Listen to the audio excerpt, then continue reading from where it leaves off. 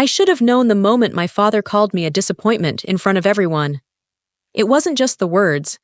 It was the way he said them. Calm. Certain. Like he had been waiting years to let them out. My mother stood beside him, silent. My older brother, Jackson, smirked like he had won something. And me? I just stood there, frozen, as my own family stripped me of everything I had left. My name is Noah Carter, and until that night, I thought family meant something. I was 25, a software engineer, or at least trying to be one. I had graduated with honors, spent years building my skills, but in my father's eyes, I was nothing because I didn't follow the family business. The Carter legacy was a chain of retail stores my grandfather had built from the ground up. My father took over and expected his sons to do the same. Jackson, my older brother, fell right into line. He was the golden boy, the one who could do no wrong. But me? I saw the writing on the wall. Retail was dying. I had bigger dreams, dreams my father never cared to understand. So that night, at our family's annual holiday dinner, he decided to make it official. "We're done supporting you, Noah," my father said, setting his glass down with a quiet clink. His voice was even, measured. "You've had enough time to prove yourself, and all you've done is waste it." I frowned, glancing around the table. "What are you talking about?" Jackson leaned back in his chair, grinning. "He means you're cut off, genius." I let out a breath, forcing myself to stay calm. "I never asked for anything from you." My father's eyes hardened. "You live in my house. You eat my food. You use my money. And yet you refuse to contribute to this family. You refuse to be part of something real." Real. That word stung more than I expected. As if what I had been working toward, my passion for software, my countless nights coding, my dream of creating something that mattered, was just some meaningless hobby. I turned to my mother. "Mom?" She looked away. That was when I knew. This wasn't a discussion. This was a decision they had already made. "You have 1 week to pack your things and leave," my father continued. "After that, you're on your own." A cold silence settled over the table. I swallowed hard. "You're serious." "Dead serious." Jackson chuckled under his breath, enjoying every second of my humiliation. "Don't take it personally, little brother. Some of us were just meant to succeed. Others—" He shrugged. "Well, you had to see this coming."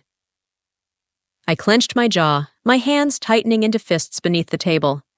Not because I was scared, not because I felt lost, but because, in that moment, I realized something. They thought they were breaking me. They thought they were teaching me a lesson.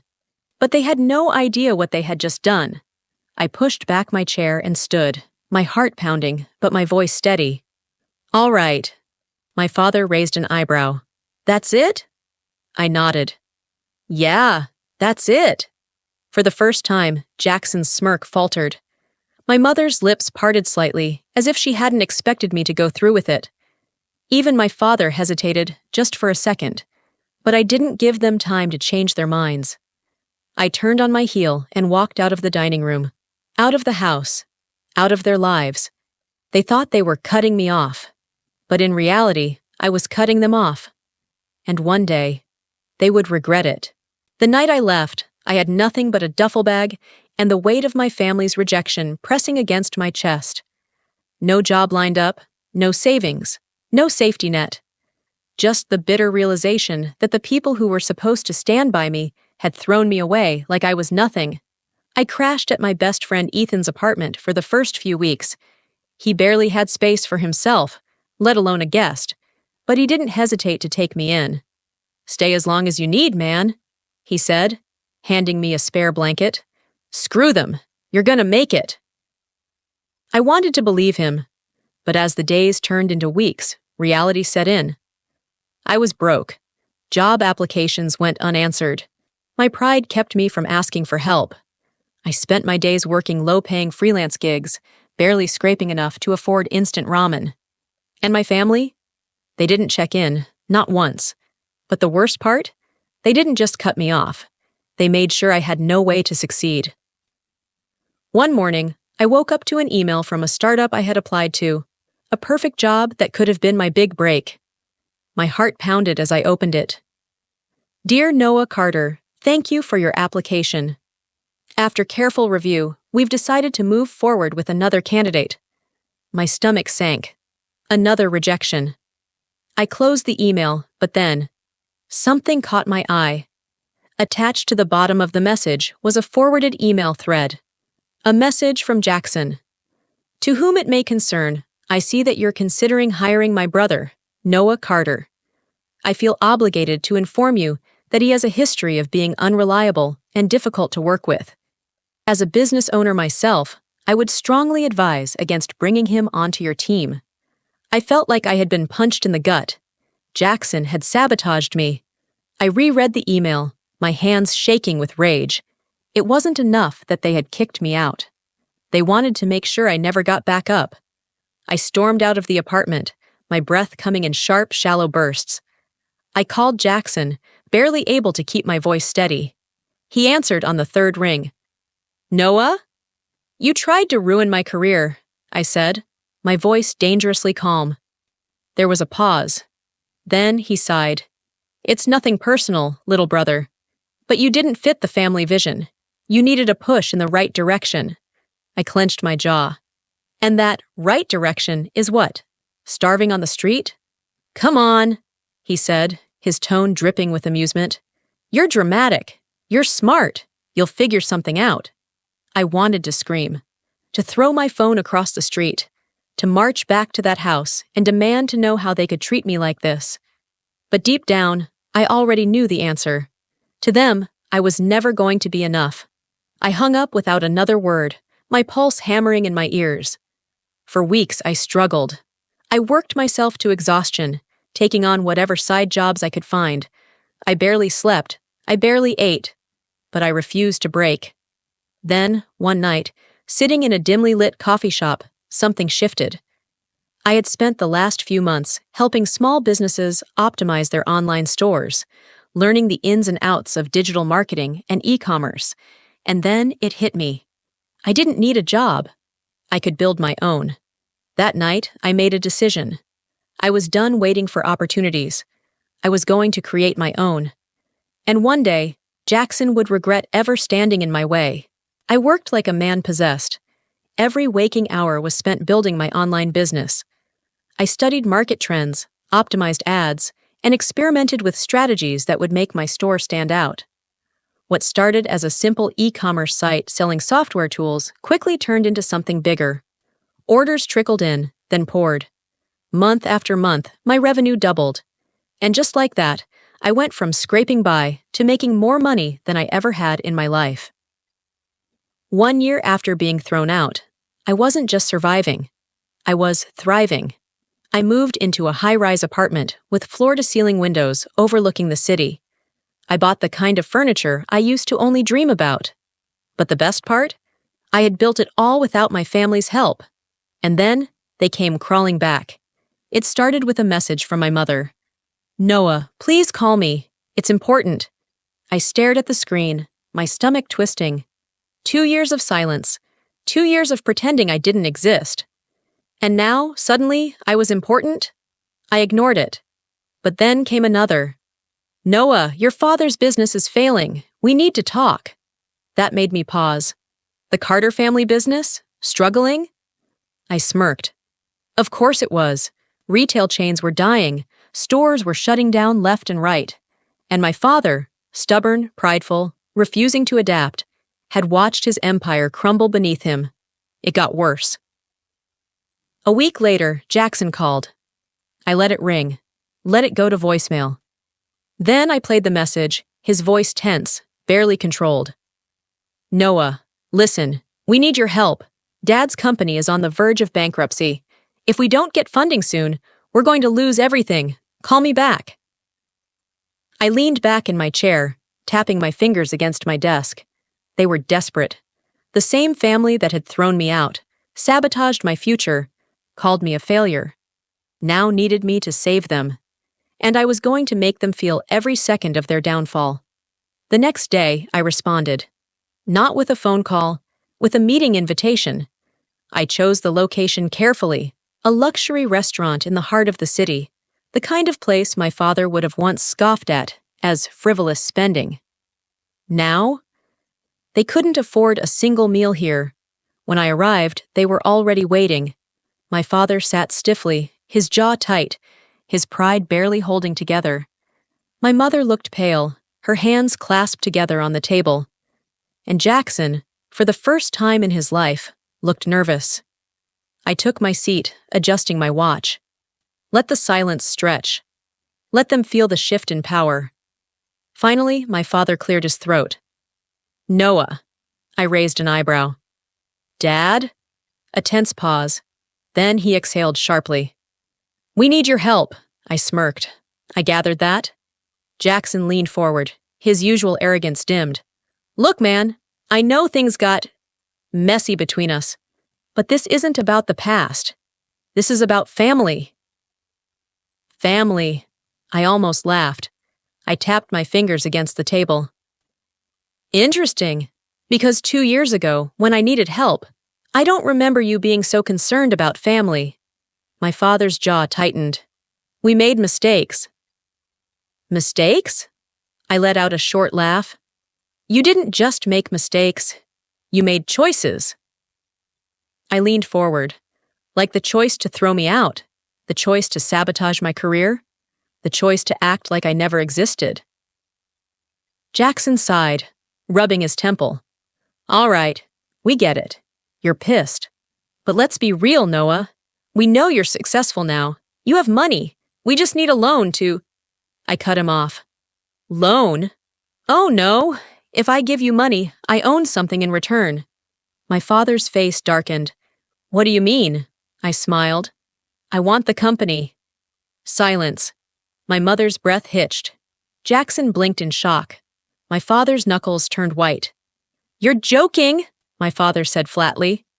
I shrugged. Your company is drowning. You need money. I have money. So here's the deal.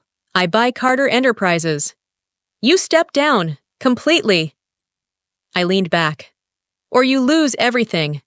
Jackson's hands slammed against the table. This is insane. You can't do this to us. I tilted my head. You mean like how you sabotaged my job? Like how you made sure I had nowhere to go? His mouth opened, then closed. Because he knew I was right. My father exhaled sharply, his pride warring with reality. He didn't want to give in, but he had no choice. Then, the twist. Jackson's phone buzzed.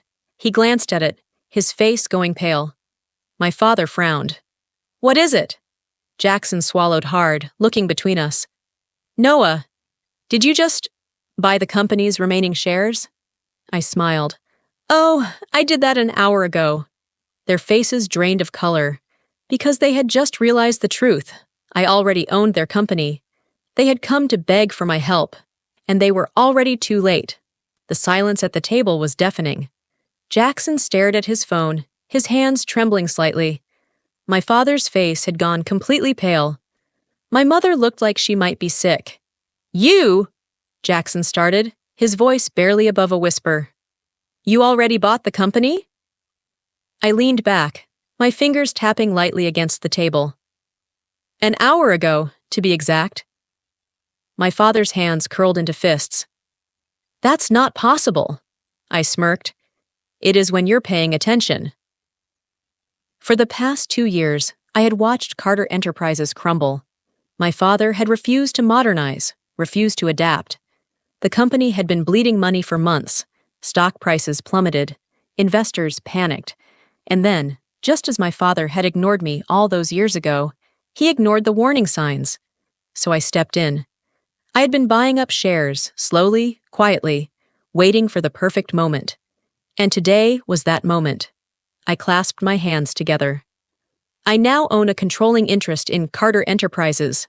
Jackson's eyes darted back to the screen, his breathing uneven.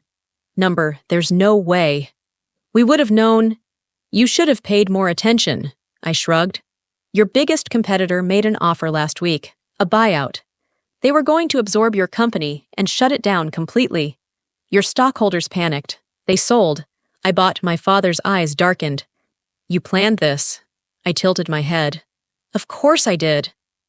I had spent 2 years clawing my way up from the dirt. I had built a business from nothing, and in the process, I had learned exactly how to dismantle one. Jackson's chair scraped against the floor as he stood up abruptly. You think you can just waltz in here and take everything? That company is our legacy. It belongs to us. I exhaled slowly, then met his glare with a calm, measured gaze. No, Jackson, it belonged to you. Now it belongs to me. My father slammed a fist onto the table. You ungrateful little... I held up a hand, cutting him off. Careful! My voice was ice. You might want to hear what I have to say next. He breathed heavily, but said nothing. I reached into my jacket, pulling out a folder filled with legal documents. I slid it across the table toward my father.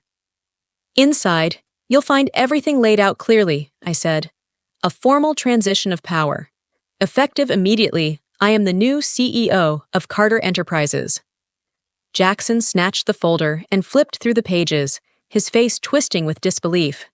This can't be legal. It's airtight. I crossed my arms. But don't worry, I'm not heartless. I leaned forward, lowering my voice. I'm giving you 2 choices. Jackson looked up, his expression filled with barely contained rage. As my father stared at me with pure hatred, I smiled. 1, you can stay with the company, but not as executives, not as decision-makers. No more power, no more control. My gaze locked onto my father's. You'd be employees? His nostrils flared, his jaw tightening. Jackson scoffed. Like hell I'm working for you. I grinned. Then there's option 2. I leaned back. You walk away. But if you do, I make sure the name Carter Enterprises disappears forever. I liquidate everything, sell off the assets, and turn it into something completely unrecognizable. I let the weight of my words settle. If you leave, your so-called legacy dies with you. My mother covered her mouth, her eyes welling with tears. Jackson looked ready to explode. But my father? He just stared at me. His pride was at war with his survival instinct. He had spent years controlling everything, calling the shots, making the rules. And now, for the first time, he was powerless. The realization hit him like a sledgehammer. Finally he spoke, his voice hoarse. You wouldn't. I raised an eyebrow. Wouldn't I? A tense silence stretched between us. Then my father exhaled sharply and slammed his signature down onto the contract. Defeated. Jackson cursed under his breath, but followed suit. I watched, expression unreadable, as the 2 men who had destroyed me, who had thrown me away, now signed over everything to me. And just like that, I had taken everything from them. The ink was barely dry when my father pushed the papers away, his hands clenched into fists. Jackson sat rigid, his face twisted in disbelief. They had lost. I owned everything now. For a long moment, no one spoke. The weight of their downfall settled over the table like a storm cloud. My mother dabbed at her eyes with a trembling hand, but she didn't say a word. Maybe because she knew the truth. This was the price they had to pay. I let the silence stretch before finally leaning back in my chair. It's funny, I mused. 2 years ago, you told me I had nothing to offer, that I was a waste of time. I met my father's burning gaze. Now, I own everything you spent your life building. His jaw tightened. You wanted revenge. His voice was hoarse, forced. Well, congratulations, Noah. You got it. I exhaled slowly. Number, this isn't revenge. This is justice. Jackson shot up from his chair, his hands slamming against the table. You think you're better than us now? His voice dripped with rage. Fine. Enjoy your little victory. But you'll never be a real Carter. I smirked. You're right, because I actually earned what I have. He gritted his teeth, his face turning red. He wasn't just angry, he was humiliated. He had spent his whole life believing he was superior, untouchable.